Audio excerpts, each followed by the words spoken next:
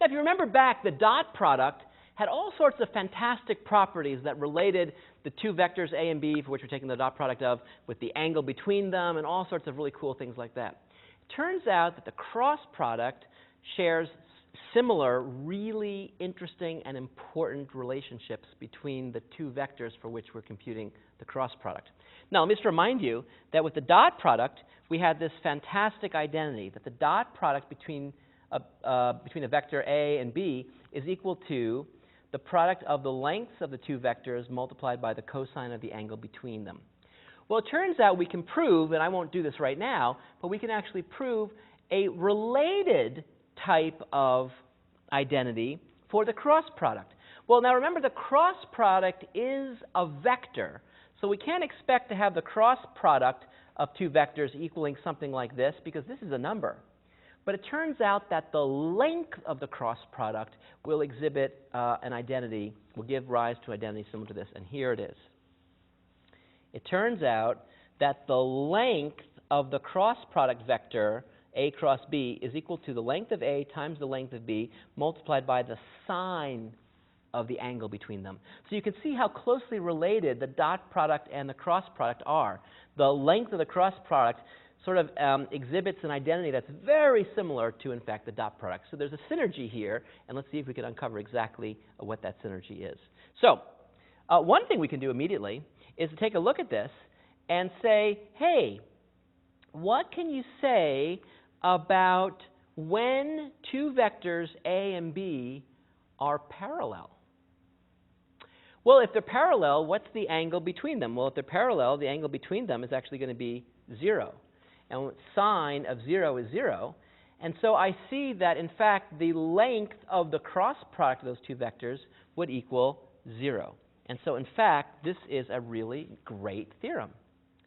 So two non-zero vectors A and B are parallel precisely when, if and only if, their cross product is, in fact, the 0 vector. So the length of the cross product would be, in fact, 0. So this is great. It sort of is the dual to the orthogonality issue, right? We know two vectors are orthogonal if their dot product is 0. And here we see that the cross product will allow us to see if two vectors are parallel or not, namely when their cross product is going to be the 0 vector. So this is a really, really cool fact that shows the value of looking at the cross product. Okay, now let's draw a picture of two vectors and its cross product, their cross product. So here's a vector A and a vector B, and we know that the cross product is going to be perpendicular to both A and B. And what direction is it pointing? We use the right-hand rule. We take our right hand, and we first grab the vector A and then vector B and see which way our thumb is pointing. We see it's pointing up, and so we're going to draw it up like this. And there's the length of that vector, which we now see can be given by this. And then if we now take these two vectors, A and B, which the way they're drawn look like they're on the floor, and we extend the parallelogram we can get, where A and B represent the two adjacent sides of the parallelogram, well, then actually we can do some interesting stuff here. Because if we dropped an altitude down from the tip of this vector B down until A, that's actually looking at the projection of B onto A, in fact. Well, what is this length? What is the height of that? Well, that's just an easy trig thing. It's going to be opposite, right? So sine says that sine equals opposite over hypotenuse, the length of the hypotenuse. So therefore, this must be the length of the hypotenuse times the sine of the angle theta. So this has a length of B times sine theta. This has a length of A. What's the area of this parallelogram? Well, if you remember, the formula for area is base times height. So you take the product of these things together, and what do you see? Length of A times length of B sine theta. You've heard of that before. It's exactly the length of the cross product. So here's a really fantastic connection between the length of the cross product and something geometric. You actually get that the area of the parallelogram formed by two vectors is equal to the length of the cross product. Absolutely astounding, but it follows from this great identity. So you can actually use this to do a lot of things. First of all, find the area of parallelograms, or even finding the area of triangles, right? Because if I wanted to find the area of this triangle, that's literally just cutting the parallelogram in half. And so then the formula for that would just be half of the length of the cross product. So let me show you how you can see this thing in action. So here are 3 points, P, Q, and R. And I want us to find the area of the triangle that connects those 3 points in space. So imagine these are like, space. We've got these 3 points somewhere out there like this, who knows? And there's some triangle that those 3 points produce, and I want to find the area of that. What am I going to do? I'm going to convert this into a cross product question. I'm going to produce 2 vectors, both vectors emanating from P. So I'm going to look at PQ and PR, and I'm going to have those 2 vectors like that, and then I'm going to find the area of the parallelogram that is made by them, and then just take half of it. So let's try to actually find out PQ and PR. So I'll call that vector A. So A is going to be the vector PQ, which we just take 2 minus -1. But here live with me, I guess I don't have my whiteout. Usually I have whiteout here, but I guess I don't have it here. I'm just going to leave it. There we go.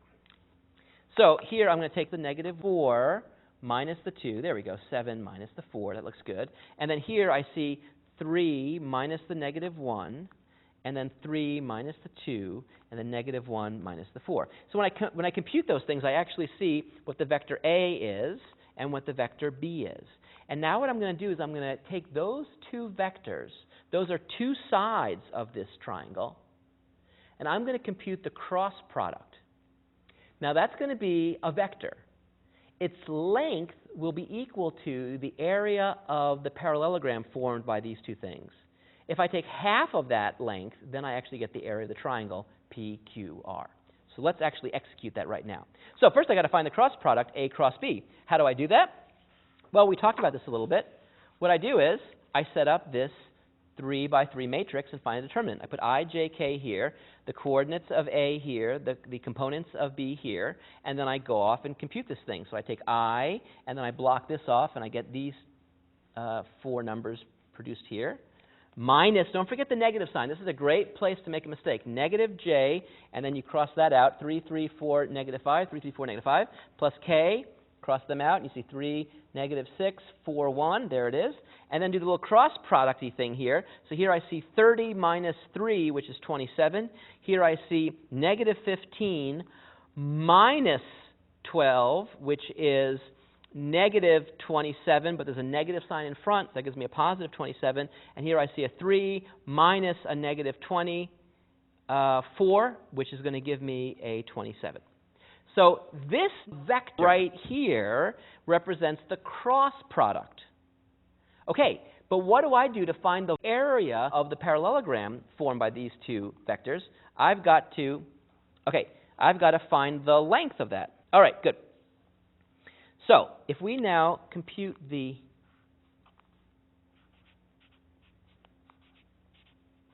length of this vector, well, that's just going to be what? Well, that's pretty easy to do. It's going to be the square root of this squared plus that squared plus that squared. So it's 3 times 27 squared, which simplifies to 27 square root of 3. That represents the area of the parallelogram formed by the vectors A and B. I want the area of the triangle, so I have to cut this in half. So area of triangle PQR is equal to this divided by 2, 27 square root of 3, all divided by 2. Units squared, whatever the units are. Neat. So you can see how amazing the cross product is. You have 3 points in space. How are you possibly going to figure out the area of the triangle formed by those 3 points? It turns out all you've got to do is turn those 3 points into 2 vectors, find their cross product, and look at its length. Wow, couldn't be any easier. Anyway, the cross product is a really important thing. It satisfies lots of properties. Here's some of them they satisfy. It's amazing. Lots and lots of properties. A cross B, we already said, is not equal to B cross A. It equals -B cross A. If you have a scalar multiple of A and you cross it with B, it turns out to be just a C times a scalar times the vector, or you can put the C in here if you want. So you can sort of put the C wherever you want. You have this sort of distributive property. A cross the sum of vectors is the sum of the crosses. If you've got a sum of vectors and you cross on this side, you get a similar kind of thing. Order does matter, though. Remember, A cross B is different than B cross A. A dot B cross C is actually equal to A cross B dot C. So you can sort of, I don't know how you call that. You sort of slide that over, and you can sort of make it work. And then finally, A cross B cross C. So you take BC, you take that cross product, then you take A cross that. It equals that. Wow. Lots of properties. Let's focus on one. I want to focus on number 5. Because it sort of captures both of these wonderful ideas in once. There's a cross product and then a dot product. And in fact, this thing has a name. It's called the scalar triple product. So the scalar triple product is A dot B cross C. Why is it called a scalar? Well, because think about it. This answer is a number. Why? Well, because B cross C is a vector, but a vector dotted with a vector is a number. So this is actually a scalar. Why triple? Because I have 3 vectors, A, B, C. Why product? Because they're products. So this is called a scalar triple product, and it produces a number. It produces a number. Now, what is the interpretation of this? Well, let's take a look at this picture here. Here I see B. Here I see C. We've already determined that the area of this red parallelogram is given by the length of the cross product B cross C. Okay, fine. And I also know that B cross C is going to be perpendicular and actually pointing up in this picture, up here. And now what's the height of this parallelepiped? Okay, so this 3-dimensional parallelogram, if you will.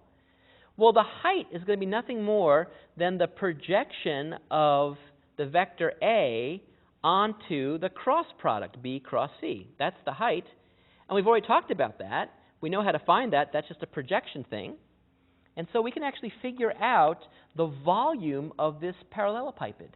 It's just the area of the base, which is given by this, multiplied by this perpendicular height, which we can figure out because it's just a projection. And so what do we see? What we see here is the volume is just the area of the base times the height. The area of the base we know is this, and this height we know is just the projection, which we already figured out, of A onto B cross C. So we have that. And so what does that work out to be? Well, we get a cancellation here, and look, lo and behold, we get the absolute value of the scalar triple product. So the scalar triple product could be a negative number. But if you take the absolute value of that number, that's going to produce the volume of this parallelepiped formed by the vectors A, B, and C. You give me 3 vectors in space, and you want to find the parallelepiped, the volume of the parallelepiped formed by those 3 vectors. All you've got to do is compute the absolute value of the scalar triple product. It's absolutely amazing. Volume of a parallelepiped is just the absolute value of the scalar triple product.